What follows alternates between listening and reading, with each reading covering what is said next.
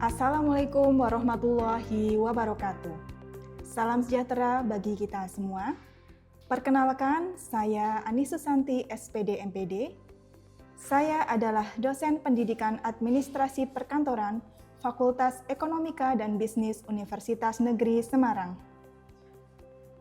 Dalam kesempatan kali ini, saya akan memaparkan terkait pernyataan diri dosen dalam unjuk kerja Tridharma Perguruan Tinggi atau PDD UKT-PT dalam bidang pengajaran yang telah saya lakukan. Selanjutnya, saya akan memaparkan salah satu mata kuliah pokok yang saya ampu, yaitu mata kuliah Pengembangan Kurikulum Administrasi Perkantoran, di mana di dalamnya dijelaskan beberapa aspek terkait dengan delivery, interaction, dan assessment. Untuk detail penjelasannya akan saya bagi menjadi beberapa poin. Di antaranya, 1. Deskripsi mata kuliah. 2. Capaian pembelajaran mata kuliah yang diharapkan atau CPMK. 3. Materi pembelajaran. 4. Model dan metode pembelajaran. 5. Sistem penilaian. Adapun deskripsi mata kuliah dari mata kuliah Pengembangan Kurikulum Administrasi Perkantoran, yaitu mata kuliah Pengembangan Kurikulum Administrasi Perkantoran merupakan mata kuliah wajib program studi yang harus ditempuh mahasiswa dengan bobot 2 SKS. Pada mata kuliah ini, mahasiswa mempelajari konsep dasar kurikulum dan ruang lingkupnya, termasuk tahapan pengembangan kurikulum, desain pengembangan kurikulum, analisis implementasi kurikulum, serta model evaluasi dalam pengembangan kurikulum. Pada mata kuliah Pengembangan Kurikulum Administrasi Perkantoran, mahasiswa juga menelaah implementasi kurikulum yang berlaku saat ini, khususnya di SMK Bidang Keahlian Administrasi Perkantoran. Capaian pembelajaran mata kuliah atau CPMK merupakan kemampuan yang diharapkan pada mata kuliah Pengembangan Kurikulum Administrasi Perkantoran, di mana CPMK berasal dari turunan capaian pembelajaran lulusan atau CPL yang berasal dari kurikulum program studi. CPL pada mata kuliah Pengembangan Kurikulum Administrasi Perkantoran terbagi menjadi 4 ranah, yaitu sikap, pengetahuan, keterampilan umum, dan keterampilan khusus. Terdapat 7 capaian pembelajaran dalam mata kuliah ini yang selanjutnya di-breakdown ke dalam sub capaian pembelajaran mata kuliah. CPMK tersebut yaitu 1. Mahasiswa mampu menunjukkan sikap bertanggung jawab, mandiri, dan kolaboratif dalam mengkaji konsep pengembangan kurikulum pendidikan. 2. Mahasiswa mampu menganalisis kebijakan pengembangan kurikulum di Indonesia. Yang ketiga, mahasiswa mampu merancang solusi kontekstual terhadap permasalahan pengembangan kurikulum administrasi perkantoran di SMK. Yang keempat, mahasiswa mampu menjelaskan teori, prinsip, dan konsep dasar pengembangan kurikulum administrasi perkantoran. Yang kelima, mahasiswa mampu menyusun rancangan kurikulum administrasi perkantoran sesuai kebutuhan peserta didik dan dunia kerja. 6. Mahasiswa mampu mengembangkan perangkat pembelajaran administrasi perkantoran yang mendukung pelaksanaan kurikulum. Dan yang ketujuh, mahasiswa mampu menerapkan, memonitor, dan mengevaluasi pelaksanaan kurikulum administrasi perkantoran di sekolah secara berkelanjutan. Referensi yang dapat digunakan oleh mahasiswa untuk menunjang perkuliahan ini yaitu buku pengembangan kurikulum, artikel jurnal yang relevan, dan dokumen kurikulum yang bersumber dari internet. Selanjutnya, saya akan menjelaskan lebih lanjut mengenai materi pembelajaran, sistem pembelajaran atau mode perkuliahan, metode pembelajaran, bentuk interaksi dosen dan mahasiswa, serta sistem penilaian. Adapun materi pembelajaran meliputi 1. ruang lingkup kurikulum. 2. Prinsip pengembangan kurikulum. 3. Model pengembangan kurikulum. 4. Tahapan implementasi kurikulum. 5. Evaluasi pengembangan kurikulum. 6. Telaah perkembangan kurikulum nasional di Indonesia.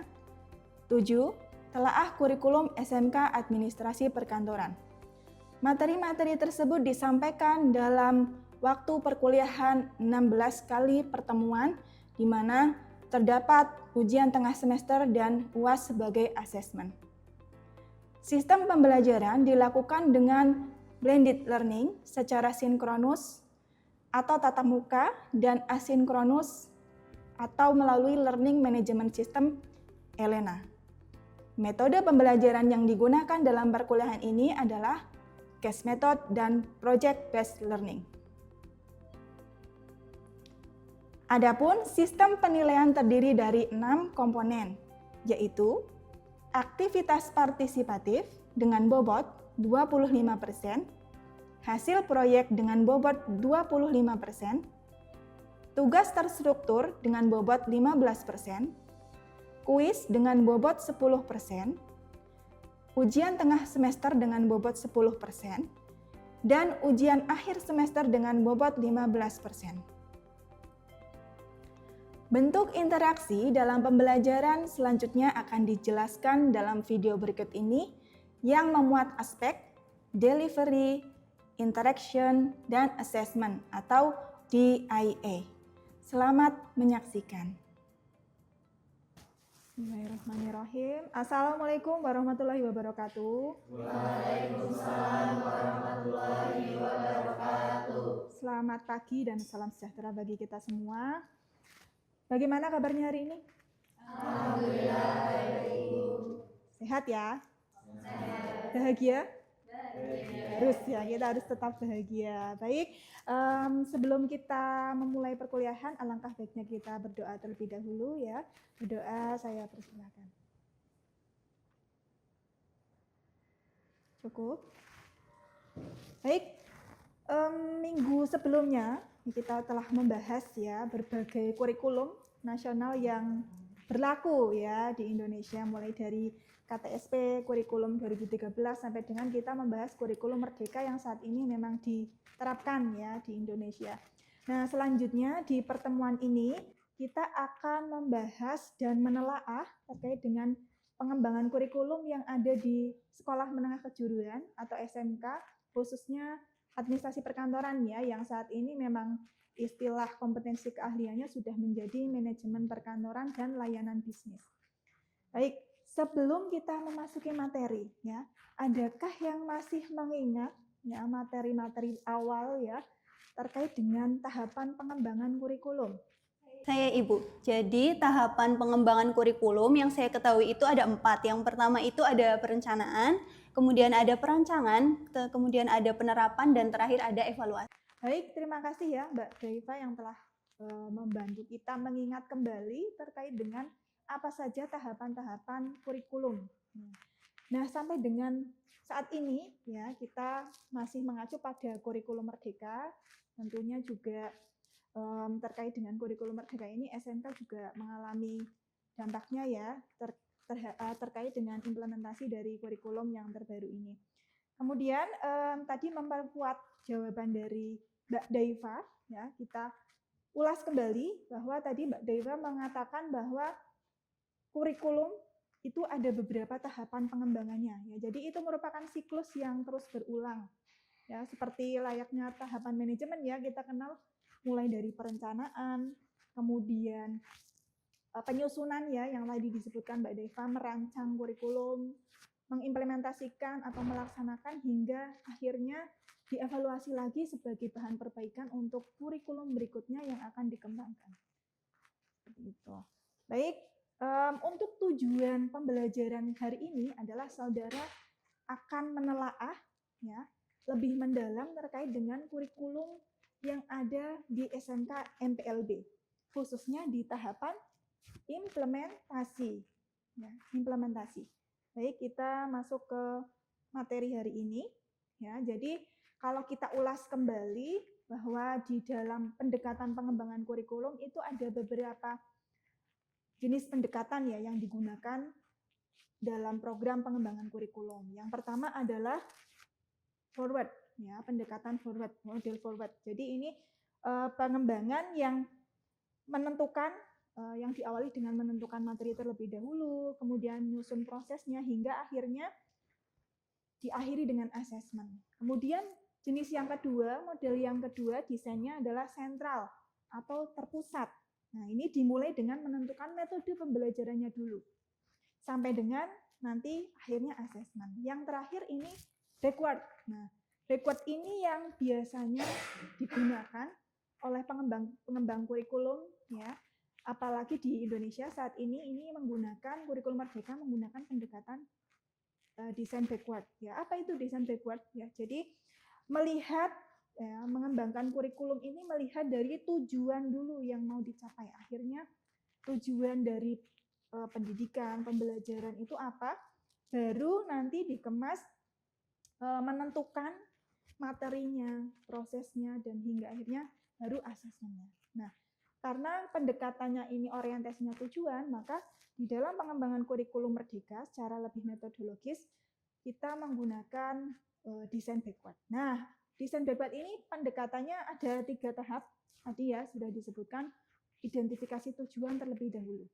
Ya, identifikasi tujuan terlebih dahulu sampai dengan nanti di akhir saudara di mata kuliah evaluasi pembelajaran juga melaksanakan tahapan asesmen.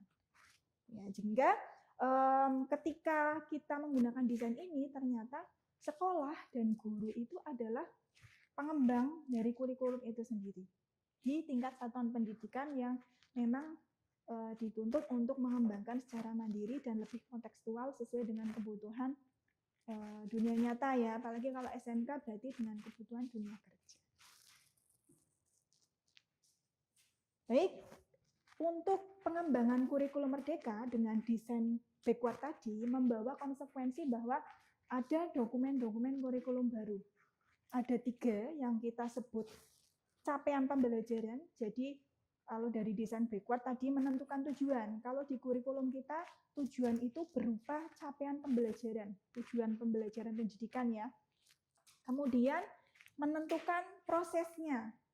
Nah, ini disebut dokumennya sebagai alur tujuan pembelajaran atau ATP. Yang terakhir adalah yang paling teknis di tingkatan kelas ya, pembelajaran di kelas adalah modul ajar. Inilah yang menjadi pegangan Bapak Ibu guru, saudara nanti kelak ya sebagai lulusan di prodi kependidikan yang tentunya diharapkan mengajar gitu ya, persiapan nanti ketika praktik di sekolah saudara bisa menguasai sehingga mata kuliah ini tentunya akan sangat bermanfaat ya, membekali saudara khususnya untuk kompetensi pedagogik saudara dalam menyusun ya, perangkat ajar, kemudian bagaimana saudara berperan sebagai pengembang kurikulum di sekolah. Ya, terkait dengan fokus tahapan pengembangan kurikulum merdeka itu ada 4. Ya, jadi kalau di awal-awal itu guru sekolah hanya menerima apa yang ditentukan oleh Kementerian Pendidikan. Ya, tentunya misalnya kalau kurikulum nasional itu pengembangnya kalau di kita ya mulai dari Kementerian Pendidikan ya. Kemudian yang kedua, ya, guru mulai menyusun modul ajar ATP itu dipilah-pilah sesuai dengan konteks lokalnya. Misalnya ya yang sekolahnya di Indonesia Timur, Tengah, Barat ya dengan potensi lokal yang berbeda-beda itu bisa disesuaikan. Kemudian yang ketiga, pengembangan kurikulum ini bisa dilakukan oleh guru ya sesuai dengan referensi sekolah masing-masing karena tadi ada konteks lokal ya, maka memerlukan referensi yang relevan ya, misalnya dari dunia kerja yang memang bekerja sama dengan SMK itu ya, kalau kita konteksnya SMK. Kemudian yang terakhir, ini tahapan pengembangan kurikulum yang memang benar-benar melihat potensi lokal, melihat pemangku kepentingan ya, misalnya tidak hanya murid tapi juga melibatkan orang tua ya. Kemudian Adakah di sini yang ingin memberikan pendapat? Tadi kita sebut ada CP, ada ATP, modul ajar. Tapi sebenarnya adakah yang sudah membaca referensi sebelumnya? Ya, CP, ATP itu apa perbedaannya? Baik, Akila, silakan. Yang pertama ada CP atau capaian pembelajaran, di mana CP adalah kompetensi yang diharapkan bisa dicapai oleh peserta didik pada setiap fase. Dan fokusnya bersifat umum yang mencakup aspek pengetahuan, keterampilan, dan sikap. Selanjutnya ada ATP atau awal tujuan pembelajaran, di mana ATP adalah rangkaian TP yang disusun secara sistematis dan logis, berfokuskan pada urutan pembelajaran yang akan dilalui siswa untuk mencapai tujuan. Baik, Mbak Akila, terima kasih yang sudah memberikan pendapat ya. Apa perbedaan CP dan ATP ya, capaian pembelajaran ya, tadi terkait dengan akhirnya di akhir fase itu peserta didik harus bisa apa ya, kemampuan yang harus dicapai di akhir fase. Kemudian ATP itu sendiri, tadi Mbak Akila menyebutkan itu adalah suatu rangkaian proses ya, sebuah alur yang memang dijadikan acuan Bapak Ibu guru untuk mengajar di kelas ya, melakukan proses pembelajaran. Betul sekali ya Mbak Akila. Tadi juga kita mendengar ya ada istilah fase. Nah, apa itu fase? Ya, ini tadi ya sudah dijelaskan pendapatnya ya dari Mbak Akila, melalui pendapat Mbak Akila bahwa CP, ATP ini adalah dua hal yang berbeda tapi saling berkaitan. Bapak Ibu guru perlu menyusun ATP berdasarkan capaian pembelajaran. Termasuk nanti ketika kita menyusun ATP di pembelajaran manajemen perkantoran dan layanan bisnis, kita harus mengacu fase yang ada di manajemen perkantoran layanan bisnis. Nah, fase itu sendiri kita bisa sebut sebagai sebuah tingkatan ya, yang dulunya kita kenal kelas ya, saat ini di kurikulum yang berlaku kita kenalnya fase. Kalau SMK berarti ada di fase F ya, kalau ditunjukkan di slide ini ya, fase F dan fase E. Kemudian fase E ini di kelas 10 fokusnya apa kalau SMK? Fokusnya adalah penguatan dasar keahlian. Ya, jadi dasar-dasar keahliannya di manajemen perkantoran layanan bisnis. Kemudian yang kedua adalah fase F. Di fase F ini kelas 11-12 nanti peserta didik harus punya proses pendalaman kompetensi. Jadi menjurus ya terkait dengan kompetensi sesuai bidang kerjanya. Karena kalau kita ketahui di manajemen perkantoran itu sekarang ada namanya konsentrasi. Ada yang konsentrasinya manajemen perkantoran dan layanan bisnisnya, ada yang konsentrasinya manajemen logistik. Jadi masing-masing dua konsentrasi ini tentunya juga punya pendalaman kompetensi yang berbeda, meskipun sama-sama manajemen perkantoran. Itu ya. Baik, untuk hari ini kita akan memulai penugasan proyek, team based project ya, sesuai dengan jadwal kita, agenda kita di RPS bahwa di pertemuan ke-13 kita akan memulai proyek terkait dengan telaah modul ajar. Ya, telaah modul ajar. Jadi silakan saling berkelompok terlebih dahulu ya dengan masing-masing teman sebangkunya ya, tidak masalah. Silakan bisa mengakses Elena ya. Jadi silakan kita akses Elena, di sana sudah saya sajikan contoh-contoh modul ajar yang bisa diamati hari ini. Kenapa? Karena kita sebagai guru nantinya juga menjadi pengembang kurikulum di satuan pendidikan. Ya, jadi apa yang sudah disampaikan oleh pemerintah kita kembangkan di dalam proses pembelajaran berupa penyusunan modul ajar sesuai dengan capaian pembelajaran. Silakan. Baik, silakan di Elena bisa diakses ya di Google Drive. Nanti per kelompok silakan memilih salah satu contoh modul ajar yang bisa diadopsi ya, diadaptasi dan dikembangkan lagi. Menurut kelompok saudara, apa kekurangan dari modul itu, apa yang perlu diperbaiki, nanti itu akan menjadi bahan tambahan dalam saudara menyusun atau merancang modul ajar di penugasan mata kuliah ini. Gitu ya.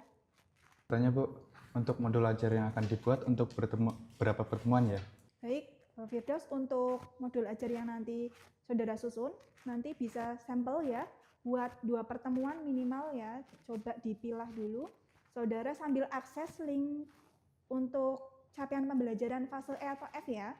Di Elena juga sudah tersedia linknya untuk capaian pembelajaran dan contoh ATP, silakan diakses di Elena untuk melihat atau memilih elemen mana, materi mana yang mau disampaikan di modul ajar dan buat itu menjadi minimal 2 pertemuan yang akan kita bahas secara berkelompok dan nantinya saudara akan presentasikan.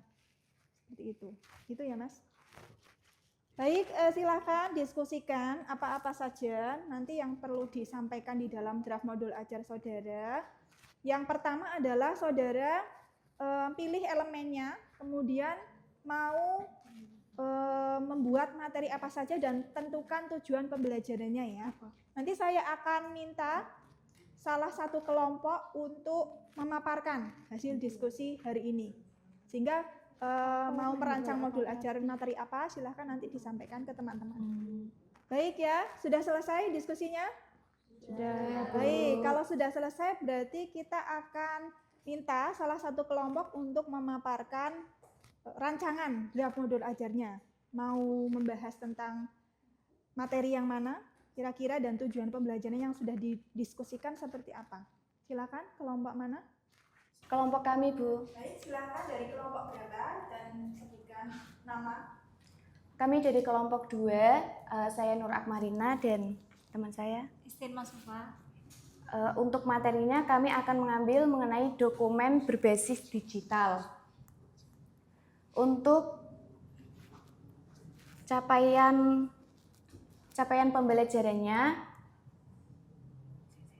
yaitu pada akhir fase E, peserta didik mampu menjelaskan jenis peralatan pengelolaan dokumen.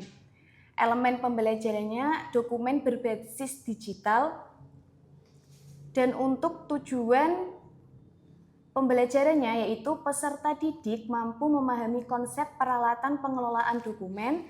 Peserta didik mampu mengidentifikasi berbagai jenis peralatan yang digunakan dalam pengelolaan dokumen, baik manual maupun digital.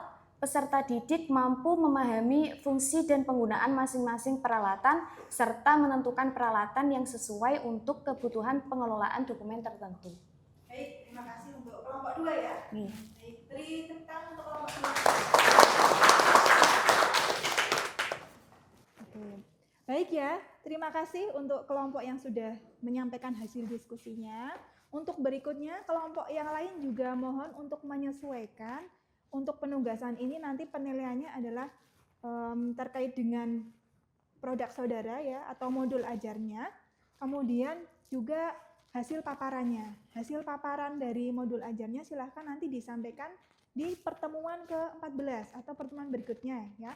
Jadi nanti kita juga akan mengambil penilaian dari proses presentasi, diskusi ya untuk nilai partisipatif saudara ya, untuk keaktifan saudara dan juga untuk nilai keterampilan saudara akan saya nilai dari modul ajar yang dibuat. Seperti itu. Untuk hari ini kita cukupkan ya sampai di sini ya.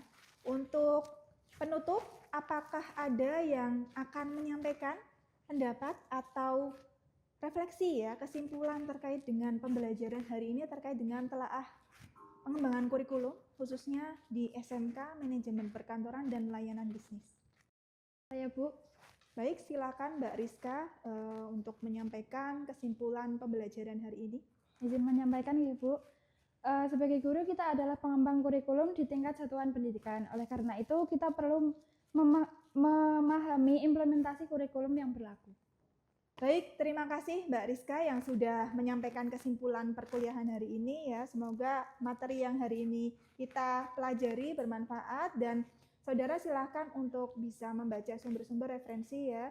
Link yang sudah saya sediakan di Elena terkait dengan capaian pembelajaran dan bahan-bahan yang bisa digunakan untuk menyusun modul ajar silakan diakses dan sampai jumpa di pertemuan berikutnya. Kita siapkan masing-masing kelompok untuk mempresentasikan hasil modul ajar yang telah disusun. Seperti itu ya. Baik. Kita akhiri perkuliahan pagi hari ini ya. Selamat pagi. Assalamualaikum warahmatullahi wabarakatuh. Waalaikumsalam warahmatullahi wabarakatuh. Terima kasih, Bu. Sama-sama.